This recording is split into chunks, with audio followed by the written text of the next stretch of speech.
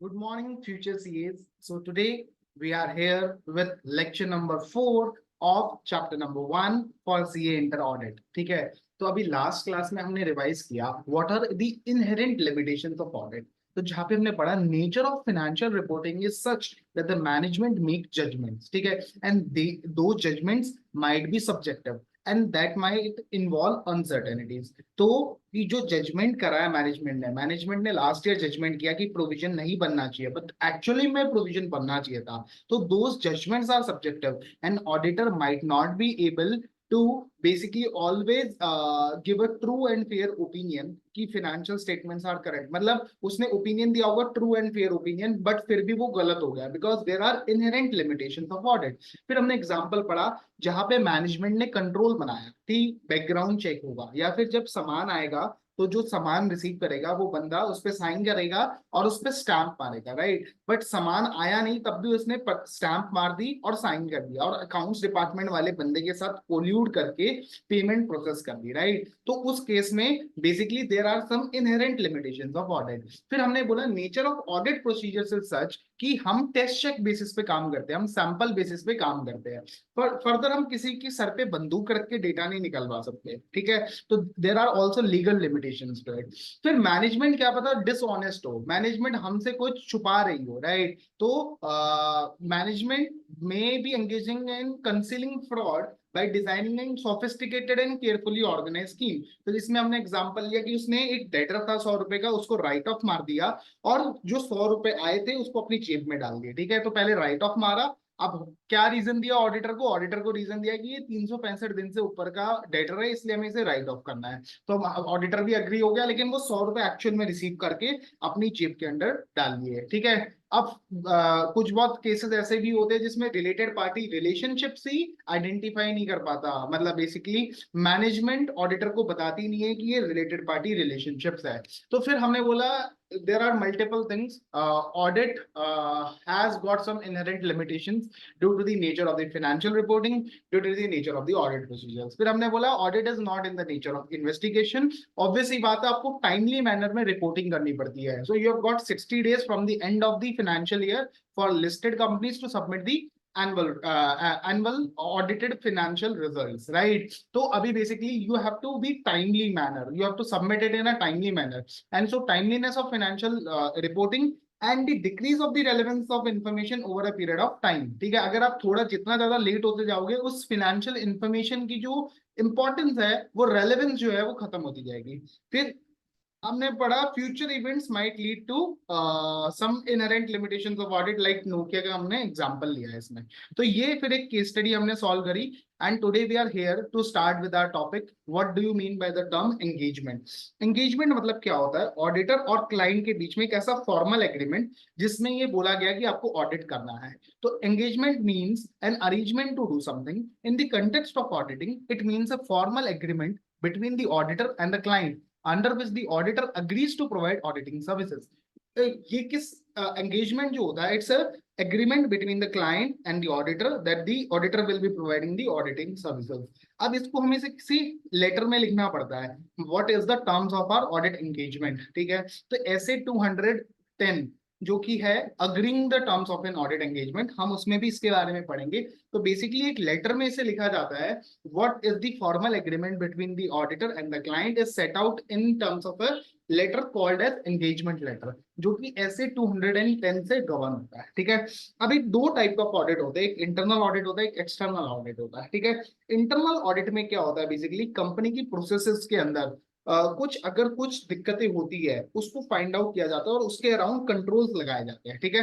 तो internal audit is focused around process audit, ठीक है, कि कंपनी में क्या प्रोसेस सही है जिसकी वजह से कुछ भी दिक्कत ना हो। एक्सटर्नल ऑडिट में क्या होता है, फाइनेंशियल स्टेटमेंट्स के ऊपर ओपिनियन दिया जाता है। तो दोनों में फर्क क्या होता है, इंटरनल ऑडिट में it's processes and the opinion on the basically की प्रोसेस सही चल रही है कंपनी की, और अगर कुछ प्रोसेस में दिक्कत होती है तो कंट्रोल लगाया जाता है। External audit में focus is on the financial statement. The financial statements are true and fair, ठीक है। तो अभी बेसिकली अब जो हम ऑडिट को जिस भाषा में समझते हैं वो मोर और लेस एक्सटर्नल ऑडिट ही होता है, ठीक है। तो हम जिसे ऑडिट मानते हैं that is external audit. External audit means statutory audit. तो भारत में हर कंपनी को अपनी बुक्स ऑफ अकाउंट को ऑडिट कराना जरूरी है, तो दैट इज एक्सटर्नल ऑडिट, ठीक है। अभी इंटरनल ऑडिट क्या होता है, सिर्फ कुछ स्पेसिफाइड सेट ऑफ कंपनीज के ऊपर लगता है, जो कि 200 करोड़ से ऊपर जिसका टर्नओवर है ना, उनके ऊपर ही इंटरनल ऑडिट लगता है। इंटरनल ऑडिट का पर्पस क्या होता है कि जो कंपनी की प्रोसेसेस होती है ना, कंपनी की प्रोसेस, लेट सपोज हमने एग्जांपल लिया पेरोल प्रोसेस में ज्वाइनर्स में बैकग्राउंड चेक का प्रोसेस है, ठीक है। अभी बैकग्राउंड चेक के प्रोसेस में क्या है, मान लो एक एम्प्लॉय के रिजल्ट्स में कुछ खराबी आई, ठीक है, मतलब एम्प्लॉय के रिजल्ट्स में ऐसा आया कि इसने फेक एजुकेशनल डॉक्यूमेंट्स दिए हैं, ठीक है। तो अब उस प्रोसेस को डील करने के लिए, मतलब internal audit is more oriented towards process, ठीक है।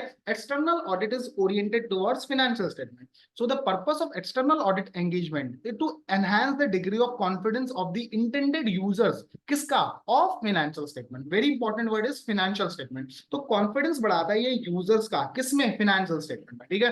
The purpose of the external audit engagement is to enhance the degree of confidence of the intended users। Users कौन हो सकते हैं, शेयर होल्डर्स हो सकते हैं, बैंकर्स हो सकते हैं, फिर हमने बोला क्रेडिटर्स हो सकते हैं, एम्प्लॉयज हो सकते हैं। तो उनका कॉन्फिडेंस बढ़ाना in the financial statement. So the purpose of external audit engagement is to enhance the degree of confidence of the intended users of financial statement. Such engagements are also reasonable assurance engagement. मतलब इसमें हम क्या देते हैं, reasonable assurance देते हैं, ना कि हम एब्सोल्यूट एश्योरेंस। हम क्या देते हैं इसमें, रीजनेबल एश्योरेंस दी। अब हमने ऑब्जेक्टिव्स ऑफ ऑडिटर पढ़ा, तो अब उसमें हमने क्या पढ़ा था, ऐसे 200 बोलता है overall objectives of an independent auditor and conduct of an audit in accordance with standards on auditing, SA 200 पढ़ा, ठीक है। वो क्या बोलता है, overall objective of an auditor is to obtain reasonable assurance that the financial statement as a whole are free from material misstatement whether due to fraud or error and thereby reporting on the financial statement। तो दो objective थे मेरे, तो मुझे एक reasonable assurance देनी थी, दूसरा मुझे रिपोर्टिंग करनी थी फाइनेंशियल स्टेटमेंट में। तो एक्सटर्नल ऑडिट में क्या होता है, basically you obtain reasonable assurance. तो मैंने बोला एंगेजमेंट क्या होता है, it's a formal agreement between the auditor and the client that you will be providing the auditing services. It is written in a letter set out in the format as governed by SA 210, जहां पे लिखा होगा agreeing the terms of an audit engagement। तो अभी agreeing the terms of an audit engagement SA 210 उसमें format दिया होता है जिसमें EL बनता है, इसको हम प्रैक्टिकल लाइफ में EL बोलते हैं, एंगेजमेंट लेटर, ठीक है। अभी दो टाइप के ऑडिट हो सकते हैं, एक इंटरनल ऑडिट होता है, एक एक्सटर्नल ऑडिट होता है। एक्सटर्नल ऑडिट का काम क्या होता है, कॉन्फिडेंस ऑफ यूजर्स बढ़ाना, किसके अंदर, फाइनेंशियल स्टेटमेंट्स के अंदर। तो it is intended to enhance the degree of the confidence of the intended user of the financial statement. Such engagements are also reasonable assurance engagement, जो कि हमें ऐसे 200 से लर्न होनी चीज, ठीक है। अभी ऑडिट को कराना जरूरी क्यों है, ऑडिट से क्या क्या फायदे होंगे। तो audit will lead to the high quality information। मतलब basically audited accounts provide high quality information. क्यों, क्योंकि हमने पढ़ा था scope of audit also covers the whether the proper disclosures has been made in the financial statement। अगर proper disclosures हुए होंगे तो it would result into high quality information, ठीक है। It also gives confidence to the users that the information on which they are relying is qualitative। Qualitative means उसमें मतलब proper disclosed है। Qualitative means a factor that merits attention of the users of the financial statement and basically that is not numerical. मतलब let suppose qualitative factors क्या हो सकते हैं कि economic circumstance ऐसा चल रहा है कि कंपनी के बिजनेस पे इंपैक्ट हो रहा है, ठीक है। तो कंपनी के बिजनेस पे इंपैक्ट हो रहा है तो इट इज क्वालिटेटिव। मतलब अगर ऑडिट हुआ है तो उसमें क्वालिटेटिव इंफॉर्मेशन भी आएगी through disclosures, right. And it is the outcome of an exercise carried out by following auditing standards recognised globally. तो बेसिकली जो फाइनेंशियल स्टेटमेंट्स बने हैं that have been audited in accordance with the auditing standards recognised globally. तो अभी basically मैंने बोला तो benefits of audit, it would result into high quality information and it will gives confidence to the users of the financial information that the financial information that has been prepared is based on the auditing standard, is audited using the audited standards recognized globally, ठीक है। अभी मैंने बोला management business को चलाता है और share holder उसमें पैसा लगाता है। तो मैंने एक कंपनी में पैसे लगाए लेकिन उसके बिजनेस को मैनेजमेंट चला रहा है। तो अभी मुझे कोई इंडिपेंडेंट पार्टी चाहिए जो ये बोले कि मैनेजमेंट ने जो फाइनेंशियल स्टेटमेंट्स बनाए हैं that are fit for your assessment as an investor. तो in case of companies, shareholders may or may not be involved in daily affairs. तो मैं मैनेजमेंट से क्या पता कंपनी ऐसी हो जहां पे shareholders are not the management, ठीक है। तो the financial statements are prepared by the management consisting of directors. As shareholders are owners of the company, they need an independent mechanism so that financial information is qualitative and reliable. Qualitative means proper disclosures are there, ठीक है। Hence their interest is safeguarded by an audit. तो अभी हमने पढ़ा, it provides high quality information, it gives confidence to the users of the financial statement that the financial statements are qualitative and can be relied upon by them since it's the result of the global auditing standards recognized globally, ठीक है। तो वो जो audit हुआ है that is as per the auditing standards recognized globally. Shareholders may not be involved in day-to-day affairs. उनको एक independent party चाहिए, independent mechanism चाहिए so that financial information they can rely upon, ठीक है। फिर मैंने बोला जब जब ऑडिट होता है ना तो एम्प्लॉय को पता होता है कि ऑडिट होने वाला है, उसको पता है अगर कुछ उसने फ्रॉड किया तो वो पकड़ में आ सकता है। तो it acts as a moral check. Moral check means उस एम्प्लॉय के माइंड में रहता है कि यार ऑडिट होगा, क्या पता जो मैं फ्रॉड कर रहा हूँ या जब मैं एरर कर रहा हूँ क्या पता वो पकड़ में आ जाए, ठीक है। And audit acts as a moral check on employees from committing fraud for the fear of being discovered by the audit. तो basically an audit acts as a moral check on employees. फिर audited financial statements are helpful to government authorities for determining tax liabilities, ठीक है। तो अभी आपको कभी भी tax computation करनी है तो आप ऑडिटेड फाइनेंशियल स्टेटमेंट के प्रॉफिट बिफोर टैक्स से स्टार्ट करते हो and then you make the computation. तो it helps the government in determining tax liabilities. फिर अपन चलते हैं, it can be relied upon by lenders bankers for making credit decision, ठीक है। तो it can be relied upon by bankers for making their credit decision. वो ये देख सकते हैं कि कितने करंट एसेट्स है टू पे of the short term borrowings, ठीक है। कंपनी ने कैसे लोन का पैसा यूटिलाइज किया तो वो ऑडिटेड फाइनेंशियल स्टेटमेंट्स पढ़ के पता लगाया जा सकता है and they can accordingly make their credit decision, ठीक है।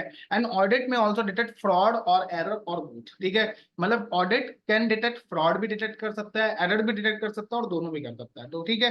तो मैंने बोला एंड ऑडिट में एरर डिटेक्ट ऑडिटर में डिटेक्ट एरर और फ्रॉड, ठीक है। Audit reviews existence and operation of various controls operating in an entity. तो अभी अपने जैसे एग्जांपल में लिया था पेरोल की प्रोसेस, जॉइनर की हमने प्रोसेस समझी थी, जहां हमने बोला था रिस्क क्या है। रिस्क क्या है, एम्प्लॉय डज नॉट एग्जिस्ट, ठीक है। उसके लिए कंट्रोल क्या लगाया कंपनी ने, background check is done for each and every employ, ठीक है। तो अगर वो नहीं हो रहा, तो अगर वो कंट्रोल नहीं फॉलो हो रहा तो auditor would find out and flag the deficiency. Control में अगर कुछ दिक्कत होती है तो उसे डेफिशिएंसी बोलते हैं, और अगर कुछ नंबर्स में दिक्कत होती है तो उसे मिस स्टेटमेंट बोलते हैं। तो दो वर्ड्स इंपॉर्टेंट है, deficiency, misstatement. Deficiency is always used in the context of control and misstatement is always used in the context of amounts और numbers in the financial statement. तो अभी हमने वापस से रिवाइज करते हैं।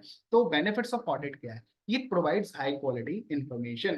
It gives confidence to the users of the financial information that the financial information that has been prepared is qualitative and basically have been prepared based on the globally recognized auditing standards, ठीक है। अभी shareholders might not be involved in the daily affairs, so they need an independent mechanism जिसके basis पे वो basically ये check कर सकते हैं that the financial information is qualitative and can be relied upon, ठीक है। फिर हमने बोला it acts as a moral check on employee from committing fraud, ठीक है। फिर these are helpful for government for determining tax liabilities and it is also relied upon by lenders or bankers for making their credit decision. Then it acts it may also detect fraud or error or both. Audit may detect fraud or error or both. And audit reviews the existence and operation of various controls operating in an entity, hence it is useful in pointing out deficiency. तो वापस से एक बार समझते हैं, it helps in having the high quality information. It gives confidence to the users of the financial statement that the financial statements have been prepared on the basis of the globally recognized auditing standards, ठीक है। अभी shareholders might not be involved in daily affairs, so they need an independent mechanism कि हाँ जो उनको confidence they that the financial information is qualitative and reliable, ठीक है। फिर अभी चलते हैं हम, it acts as a moral check on employees कि वो fraud ना करे। फिर क्या होता है, basically it helps in government and determining tax liabilities.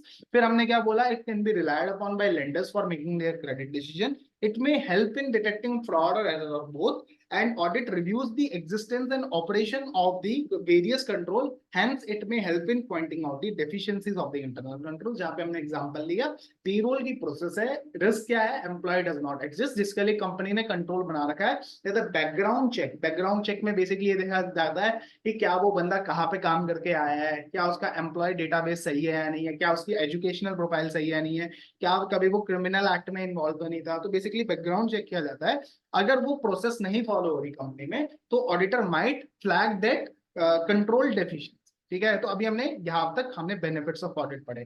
तो आज अभी हमने क्या पढ़ा, engagement. It's an formal agreement between the client and the auditor for providing the auditing services. It is executed in terms of an engagement letter. There are two types of an audit. One is internal audit, second is external audit. Internal audit में क्या होता है, एक company जिसका 200 करोड़ से ऊपर का turnover है उसको इंटरनल ऑडिट कराना पड़ता है. ठीक है, internal audit is more focused on processes and external audit gives confidence to the users of the financial statement. ठीक है, of the intended users of the financial statement and it's a reasonable assurance engagement. Then we learn the benefits of audit. ठीक है, अभी audit क्या है, mandatory है या फिर वॉलेंटरी है, क्या ऑडिट कराना जरूरी है या कंपनी चाहे तो अपनी मर्जी से ऑडिट कराए. The question is this. तो मैंने बोला भारत में कंपनी लॉ का सेक्शन 139 बोलता है आपको ऑडिट कराना जरूरी है. ठीक है, there are entities like companies who are compulsory required to get their accounts audited under law. तो बेसिकली कंपनीज को तो अकाउंट्स का ऑडिट कराना जरूरी है. ठीक है, कुछ बहुत केसेस ऐसे भी है जहां पे भले ही कंपनी फॉर्मेशन मतलब कंपनी नहीं है लेकिन वो बेसिकली टैक्स लॉ में असेसेबल हो रही है और basically 44 AB of the income tax के अंदर वो टैक्स ऑडिट के लिए लायबल है. 44 AB में कौन सी कंपनी लायबल होती है टैक्स ऑडिट के लिए, जिसका टर्नओवर 1 करोड़ से ऊपर है या फिर जिसका 95% ऑफ द पैसा इन बैंक में आता है. तो बेसिकली मतलब देखो टैक्स ऑडिट का सिंपल है एप्लीकेबिलिटी. जिस कंपनी का 95% पैसा बैंक में आता है उसके लिए लिमिट है 10 करोड़ का टर्नओवर. अगर आपका मतलब उस फर्म इंडिविजुअल अगर कोई भी बंदा देखो टैक्स लॉज में ऑडिट कराना पड़ता है. अगर आपकी एक ऐसी फर्म है, इंडिविजुअल है, सोल प्रोप्राइटरशिप है, कोई भी टाइप का बंदा हो, ठीक है, अगर आपके पास 10 करोड़ रुपए आ रहे हैं, 10 करोड़ से ज्यादा पैसे आ रहे हैं तो आपको ऑडिट कराना पड़ता है अंडर टैक्स लॉस. ठीक है, अगर आप कोई बिजनेस या प्रोफेशन कैरी ऑन कर रहे हो और आपको 10 करोड़ से ज्यादा की रिसिप्ट आ रही है तो आपको ऑडिट कराना पड़ता है अंडर सेक्शन 44AB. लेकिन ये 10 करोड़ की लिमिट सिर्फ उन्हीं बंदों के लिए लगती है जिनका 95% पैसा बैंक में आता है. अगर आपका 95% पैसा बैंक में नहीं आता, अगर आपका 95% पैसा बैंक में नहीं आता तो आपके ऊपर सिर्फ लिमिट लगती है 1 करोड़ की. ठीक है, तो बेसिकली दो टाइप के बंदों को टैक्स ऑडिट कराना पड़ता है. या तो अगर आपका 90, सबसे पहले ये देखो क्या 95% of the gross receipt is coming into the bank account. तो अगर जवाब आता है हाँ कि 95% पैसा बैंक के थ्रू ही रूट होता है और सिर्फ 5% ही कैश ट्रांजेक्शन है. तो वैसे तो देखो इसका रिलेशन नहीं है इस टॉपिक से, but I am just trying to give you the summary कि 44AB of the income tax talks about the tax audit. ठीक है, तो किन केसेस में टैक्स ऑडिट कराना पड़ता है, जिन कंपनी का टर्नओवर 10 करोड़ से ऊपर है और लेकिन कंडीशन क्या है उसके लिए कि आपका 95% पैसा बैंक में आना चाहिए. अगर नहीं आ रहा तो फिर आपके लिए लिमिट है सिर्फ 1 करोड़ की. ठीक है, तो एवरी नॉन कॉर्पोरेट एंटिटीज में be compulsory required audit of their accounts under the tax laws. जैसे हमने बात करी यहाँ पे section 44AB of the income tax act. ठीक है, सेक्शन 44AB, ठीक है, ऑफ इनकम टैक्स एक्ट ये बोलता है कि टैक्स ऑडिट आपको करवाना जरूरी है.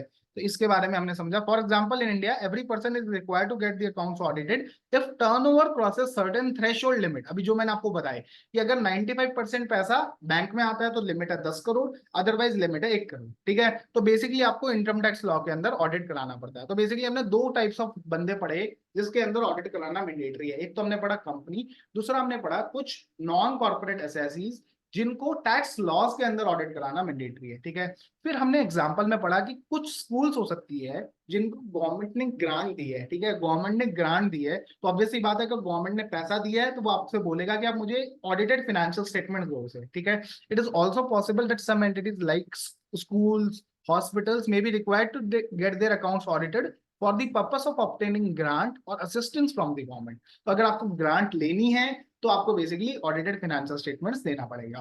तो मैंने बोला ऑडिटेड फाइनेंशियल स्टेटमेंट्स क्या मैंडेटरी है या वॉलेंटरी है, इट डिपेंड्स. मैंने बोला कंपनीज के केस में इट्स मैंडेटरी, कुछ अदर देन कंपनीज के केस में भी मैंडेटरी है अगर वो टैक्स लॉस के थ्रू आ रहे हैं। मतलब टैक्स लॉस में डिफाइंड थ्रेशोल्ड है फॉर टर्नओवर, जो कि मैंने आपको 10 करोड़ और 1 करोड़ समझाई, ठीक है।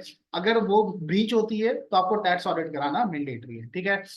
फिर मैंने बोला स्कूल्स के केस में बेसिकली गवर्नमेंट से उन्हें ग्रांट चाहिए, तो अगर ग्रांट चाहिए तो आपको ऑडिट कराना मैंडेटरी है। तो ये हमने 3-4 सिचुएशन समझी जहां पे audit is mandatory. One is company has to get their accounts audited, उसमें कोई भी एक्सेप्शन नहीं है। नॉन कॉर्पोरेट एसेसिस को अकाउंट्स ऑडिट तभी कराना है जब वो टैक्स लॉज में कवर है, ठीक है। फिर हमने बोला स्कूल्स को sometimes they might require grant from the government और उसके लिए उनको ऑडिट कराना जरूरी है, ठीक है। अभी कुछ सिचुएशन में कंपनी खुद भी कंपनी नहीं मतलब फर्म और पूरी कंपनी को तो मैंडेटरी ऑडिट कराना, ठीक है। It is not necessary that the audit is always legally mandatory. Many entities might get their accounts audited voluntary because of the benefits from the process of audit. Sometimes क्या होता है, partnership firm भी audit करा लेती है, भले ही उसको tax audit की जरूरत नहीं है लेकिन वो तब भी ऑडिट करा देती है because of the benefits of audit. अभी बेनिफिट्स ऑफ ऑडिट अभी हमने ऊपर पढ़े जहाँ पे it says that it provides the high quality information, it is the financial statement have been prepared and audited based on the globally recognized auditing standard, shareholders का confidence देती है। फिर it acts as a moral check on the employees, ठीक है। फिर basically क्या क्या फायदे हैं, it determining tax liabilities, then bankers can be relied upon, ठीक है। फ्रॉड और एरर को बचाने के लिए होता है and it also checks the existence and operation of the controls in an entity. अभी आ जाते हैं, तो हमने पढ़ा एन ऑडिट कैन बी इधर मैंडेटरी और इट कैन बी वॉलंटरी, ठीक है। मैंडेटरी किन सिचुएशंस में होता है, जैसे कंपनी है या फिर टैक्स ऑडिट है। अगर कंपनी नहीं है तो टैक्स ऑडिट कराना मैंडेटरी होता है अगर 10 करोड़ से ज्यादा टर्नओवर चले जाता है, लेकिन 10 करोड़ की लिमिट उन्हीं के ऊपर लगती है जिनके ऊपर 95% पैसा बैंक में आता है, ठीक है। तो बेसिकली ये हो गया आपका 10 करोड़ और एक अदरवाइज आपकी लिमिट हो जाती है 1 करोड़। तो आपको टैक्स ऑडिट की रिक्वायरमेंट हो सकती है। कई बार स्कूल्स को ग्रांट लेने के लिए आपको ऑडिटेड फाइनेंशियल स्टेटमेंट्स देने पड़ते हैं, लेकिन कई कंपनीज या कई एंटिटीज को ऑडिट की रिक्वायरमेंट नहीं होती। अब companies I mean here is entities, ठीक है। कंपनी को तो ऑडिट करवाना मैंडेटरी है, वो तो अपन ने समझ लिया। कुछ एंटिटीज को ऐसा हो सकता है कि they are not required to get their accounts audited but they get it done voluntarily because of the benefits arising out of the process of audit, ठीक है। अभी मैंने बोला हु अपॉइंट्स द ऑडिटर, ठीक है। हु अपॉइंट्स द ऑडिटर, तो अभी अपन चलते हैं कौन अपॉइंट करता है ऑडिटर को। तो मैंने बोला एक कंपनी के केस में share holders in the AGM, share holders in the AGM appoints the auditor. तो शेयर होल्डर्स एजीएम में अपॉइंट करते हैं एक ऑडिटर को। फिर मैंने बोला गवर्नमेंट कंपनी के केस में कौन अपॉइंट करता है, तो यहाँ पे जवाब आया कंट्रोलर एंड ऑडिटर जनरल। इसका रेफरेंस अगर आपको पता हो तो हमारी क्लास नंबर 1 में भी आया था, जहां पे हमने बेसिकली ये पढ़ा था the first auditor general of India was appointed in British India in 1860। फिर उसका नाम चेंज करके क्या कर दिया, कंट्रोलर एंड ऑडिटर जनरल। ये हमने चैप्टर नंबर 1 की क्लास में पढ़ा था, ठीक है। तो बेसिकली इसमें क्या है, सीएजी गवर्नमेंट कंपनी के केस में, गवर्नमेंट कंपनी के केस में कौन अपॉइंट करता है ऑडिटर, दैट इज सीएजी। तो गवर्नमेंट कंपनी कौन सी कंपनी होती है, तो एक काम करते हैं, इसके लिए पढ़ने के लिए अपन चलते हैं एमसीए की साइट पे। एमसीए क्या है, मिनिस्ट्री ऑफ कॉर्पोरेट अफेयर्स, ठीक है, जो कि कंपनी लॉ को मॉनिटर करती है। तो इसकी ये साइट है जहाँ पे सारे सेक्शंस मिल जाते हैं, ठीक है।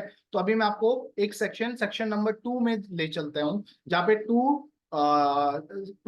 सेक्शन 2 में चलते हैं, जहाँ पे अपन गवर्नमेंट कंपनी की डेफिनेशन पढ़ेंगे, ठीक है।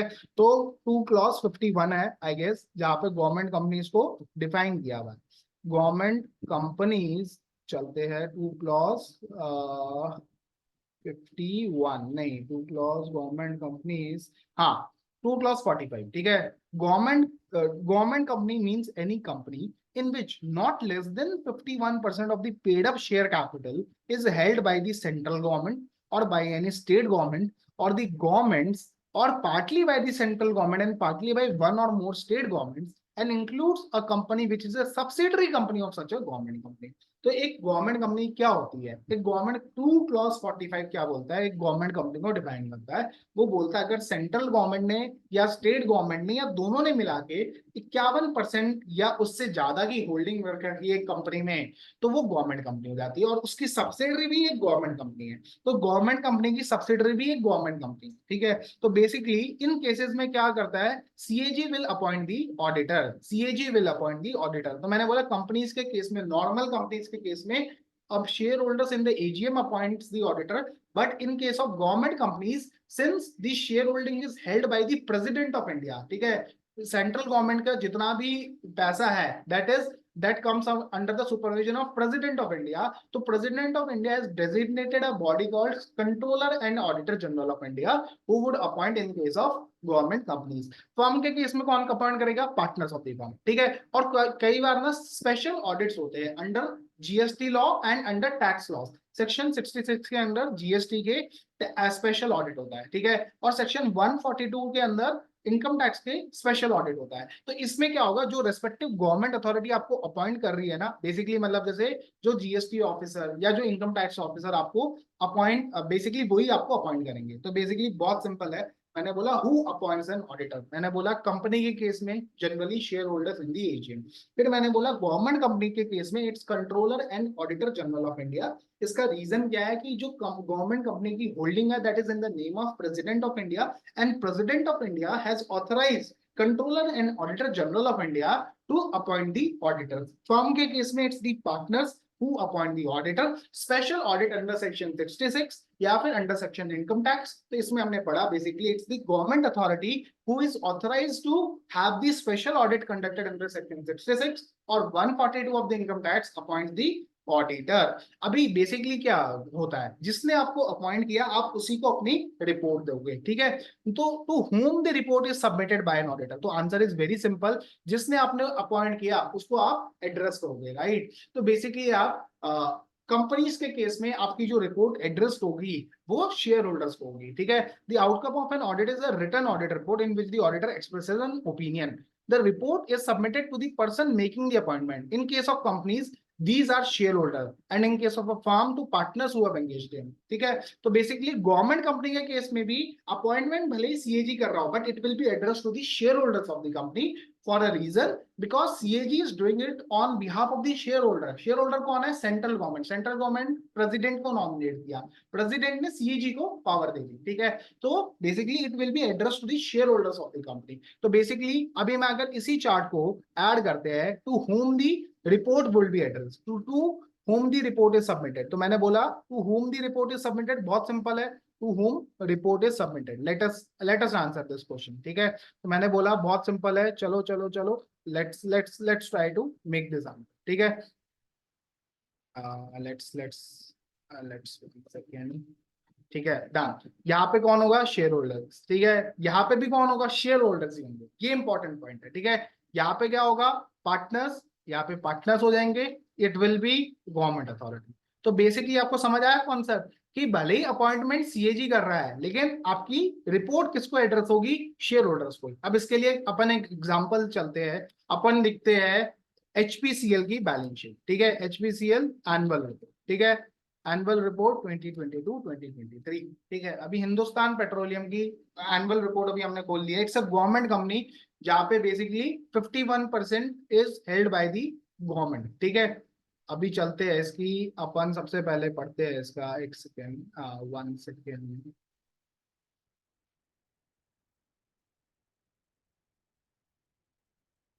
हाँ, तो अभी आप देखोगे ना, to the members of Hindustan Petroleum. So the report is address to the shareholders of the Hindustan Petroleum, ठीक है. तो गवर्नमेंट कंपनी के केस में भी आपकी जो रिपोर्ट एड्रेस होती है that is to the shareholders of the company. तो basically this is the logic. Even though the appointment is made by the CAG under section 139, the reporting is submitted to the shareholders. ठीक है. तो ये logic आपको clear हो गया होगा, ठीक है. तो this is what we have learned. Engagement, it's an agreement between the auditor and the client. It's executed in the form of an engagement letter. Two types of audit engagement. Only one is discussed in this section of the book. That is external audit. Internal audit is focused on processes. External audit is to drive the confidence of the users of the financials, users of the financial statement, right? So it gives a reasonable assurance. Then we learnt about the benefits of audit, that it provides high quality information. It gives confidence to the users that the financial statement is the outcome of a globally recognized auditing standards, and shareholders may or may not be involved in the daily affairs. So it's an independent mechanism which gives confidence to the shareholder, and it acts as a moral check on the employees. It helps government in determining tax liabilities. It also can be relied upon by lenders for making their credit decision, and audit may also help in detecting fraud or error. And audit reviews the existence and operation of the control, and अगर कोई दिक्कत आती है तो deficiencies can be identified in the operation of the control. ठीक है, audit mandatory है या वॉलंटरी है, तो मैंने बोला कंपनीज के केस में मैंडेटरी है, नॉन कंपनीज के केस में भी मैंडेटरी है अगर टैक्स लॉज में वो कवर्ड है, या फिर जैसे स्कूल या हॉस्पिटल जिन्हें ग्रांट्स मिलनी हो तो government might require the audited financial statement, so it becomes mandatory. But कई कंपनी खुद out of the benefits what we have learned about, they might get their accounts audited, और उसको हम वॉलेंट्री ऑडिट बोलते हैं। ठीक है, कौन अपॉइंट करता है ऑडिटर को, मैंने बोला कंपनीज के केस में शेयर होल्डर अपॉइंट करते हैं, बट गवर्नमेंट कंपनीज कौन सी कंपनी होती है जिसके अंदर 51% or more of the shareholding is held by CG or state government or both of them, and it also includes a subsidiary of the government company. ठीक है, तो इसके केस में कौन होता है, अपॉइंट करता है CAG will appoint, and firm means firm के केस में partners of the firm. Special audit जब करा रहे तो respective government authority will appoint, and whom to report will be submitted in case of both companies and government companies it will be shareholders, and in case of firm it would be partners, and in case of special audits it would be the government authority who has made up appointment। अभी एक case study है, इसको अपन पूरा समझते हैं। ठीक है, and we will try to revise our chapter 1 part till this point. ठीक है, तो अगला जो पार्ट है that is more on the assurance engagement side, वो भी मैं आपको समझाता हूँ, but we will cover it in the next class. But इस केस स्टडी पे फोकस करते हैं। ठीक है, so Rohit, Gurpreet, Ali and Goretti are friends since their school days based in Mumbai. They have cleared CA foundation exam in the same attempt and now plan to appear for CA intermediate exam. All of them are avid news listeners and regularly keep track of business news even on the social media. They are trying to understand new subjects including auditing. Rohit, Gurpreet and Ali have also started attending live coaching classes being conducted by the Board of Studies of IC.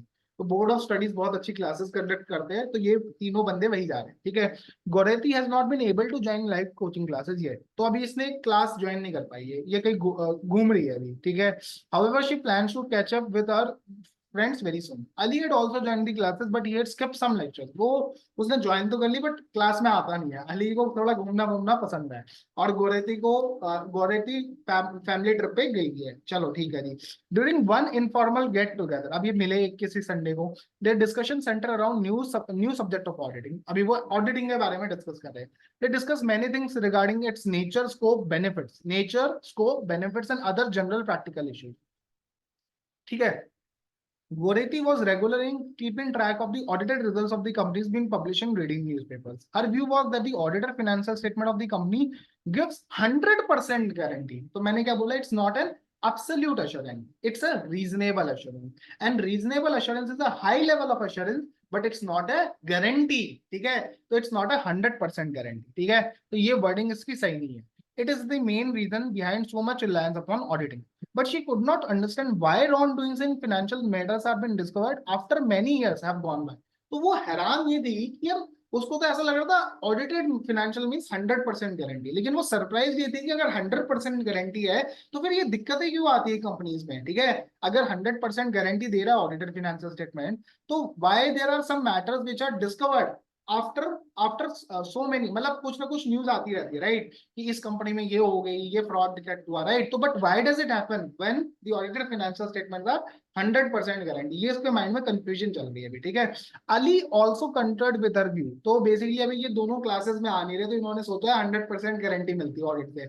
इन्होंने class के lecture attend नहीं करे, तो पहले 2-3 lecture attend हुए जहाँ पे हमने पढ़ा कि ये रीजनेबल एश्योरेंस एंगेजमेंट होता है। ठीक है, audit is a reasonable assurance engagement. तो गोरेती और अली दोनों ने अटेंड नहीं किया, और दोनों बोल रहे कि 100% गारंटी होते हैं। ठीक है, and added that when financial statements are audited each and every transaction appearing in the books of account is verified। अभी ये तो कॉन्सेप्ट ही खत्म हो गया, मतलब ये बोला हर एक ट्रांजैक्शन को वेरीफाई किया जाता है, लेकिन हमने तो क्या पढ़ा था, audit is done on a sample basis. ठीक है, अभी हमने nature of audit, inherent limitations of audit जब पढ़ी थी तो हमने क्या पढ़ा था, नेचर ऑफ ऑडिट प्रोसीजर, जहां पे हमने बोला था audit is being performed on sample basis. ठीक है, however he could not give clarity to Goretti के माइंड में अभी भी डाउट यही है कि अगर 100% गारंटी देता है तो दिक्कतें क्यों आती है फाइनेंशियल स्टेटमेंट में, मतलब कभी फ्रॉड आ रहा है, कभी कुछ और न्यूज आ रही है। She was very very confuse. Now अभी जिन्होंने क्लास अटेंड करी थी, ठीक है, वो क्या बोलता है, गुरप्रीत भाई ने क्लास अटेंड करी थी, तो लेक्चर्स अटेंड करे थे। तो Gurpreet was of the opinion that audit was conducted on the basis of sample checking. तो इसका एकदम सही बात ये सैंपल में होता है। He was also of the view that the audited financial statement are not a guarantee against probable wrongdoings in the financial matter of the company. Obviously बात है, it's not a guarantee because auditor obtain only reasonable assurance not to be left behind. Rohit also, इसने भी class attend करी थी, also jumped in the fray. He supported Gurpreet and also added something of his own. तो basically उसने भी गुरप्रीत को support किया. तो बेसिकली कहानी क्या है कि जो क्लास अटेंड कर रहा है वो बोल रहा है कि audited financial statements are not guarantee, it's a reasonable assurance. But जो जिसने क्लास अटेंड नहीं करी वो बोल रहा है कि इट्स अ 100% गारंटी. ठीक है, तो ये बेसिकली आर्ग्यूमेंट चल रहा है. अभी चलते, Gurpreet was of the view that the audited financial statement are not a guarantee against probable wrongdoings in the financial matters of the companies. What kind of assurance does the audit of financial statements provide? So it provides a reasonable assurance. तो ये चारों option सही है. It provides a reasonable option assurance, meaning a moderate level. Moderate level of assurance पता है कहाँ पे मिलती है? Limited assurance engagements में, जो भी हम आगे पढ़ेंगे. ठीक है, लो लेवल ऑफ assurance ये भी नहीं है.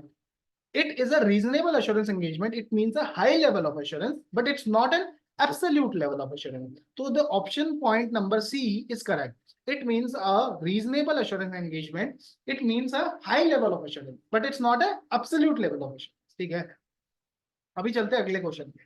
Rohit added that the auditor can force an employee of the company. Rohit, अभी इसने पढ़ाई करी थी लेकिन इसने थोड़ा ध्यान से नहीं पढ़ाई करी. ठीक है, ये क्या बोल रहा है? An auditor can force an employee of the company to provide him required information and document. अभी क्या बंदूक रख के हम डॉक्यूमेंट्स निकलवा सकते हैं? तो नहीं.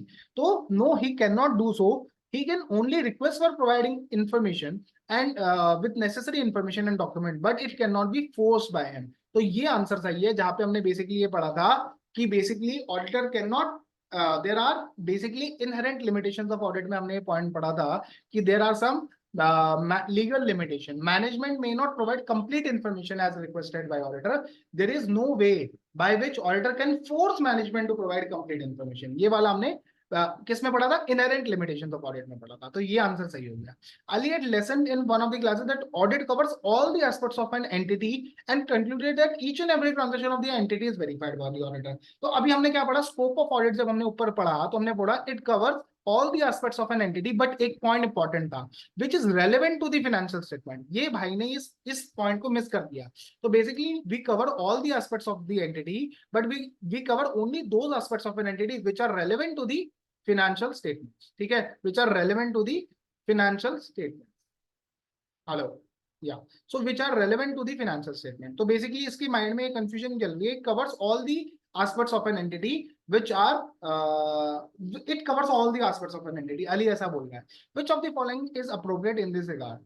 अब basically Gaureti also should be cover all areas of an entity. ठीक है, गोरेती भी यही बोल रही है. तो बेसिकली इसमें क्या है? Views of both Ali and Goretti are incorrect because हम सिर्फ वो वाले एरियाज को कवर करते हैं that are relevant to the financial statement. अभी ये क्या सोच रहे हैं कि हर एक एस्पेक्ट को हम कवर करेंगे? ऐसा नहीं होता. We cover only those aspects which are relevant to the financial statement. इसमें हमने एग्जांपल लिया था पेरोल में, अगर ज्वाइनर्स की ट्रेनिंग की बात है that is not relevant to the financial statement, but joiners का background check is relevant to the financial statement. तो that process is relevant but the training process is not relevant to the financial statement, right? Hope you have remembered that example. All of them discuss about benefits of auditing. Which of the following is not a likely benefit of auditing?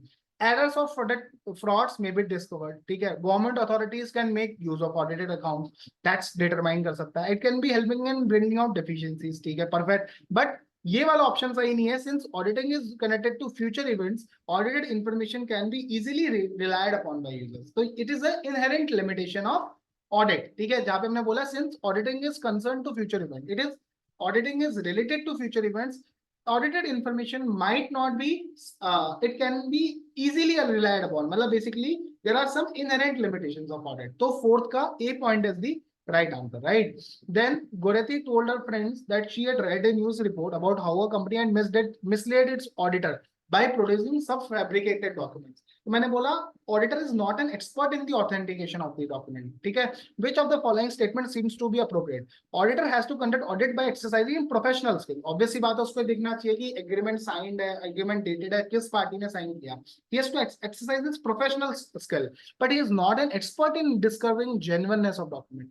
Hence, management consisting of dishonest person may have led him to rely upon fabricated documents deliberately. ठीक है, तो इसमें अब हमने दो points पढ़े, जहां पे हमने पहला स्कोप ऑफ ऑडिट पढ़ा, जहां पे ये बोला कि auditor is not an expertise in authentication of document, और फिर हमने एक लिमिटेशन पढ़ी जहां पे मैनेजमेंट में produce fabricated documents before auditor to lead him to believe that the audit evidence is valid. तो हमने दो पॉइंट्स को कवर किया। So basically, this is a good case study that you should learn, and it covers all the aspects. Okay, for chapter number 1. So this was all for today. So in next session we will start with another topic, that is assurance engagement. Thank you guys. Thank you for today. Have a good day. If you want to enroll for these classes, just give a call at the number in the description box. Thanks a lot. Bye.